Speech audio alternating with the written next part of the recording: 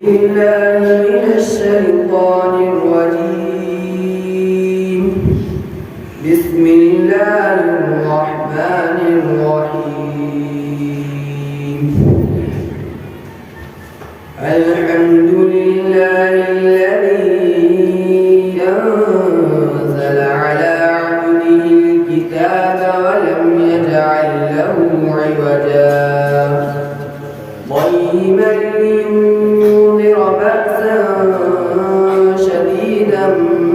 من لدنه ويبشر المؤمنين الذين يعملون الصالحات أن لهم أجرا حسنا ماكثين فيه أبدا وينذر الذين قالوا اتخذ الله ولدا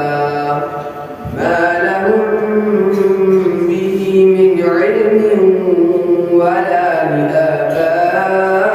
لآبائهم كبرت كلمة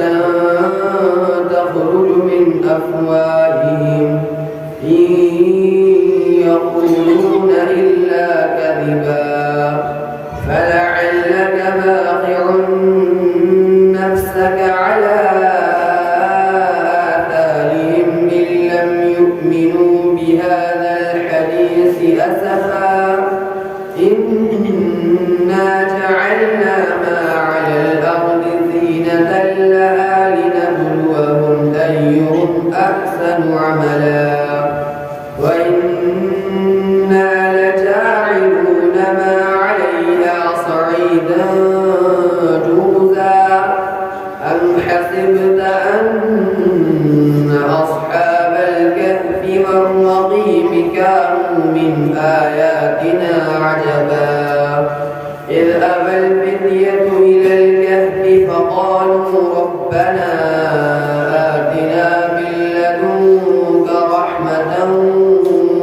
وهيئ لنا من أمرنا رشدا فضربنا على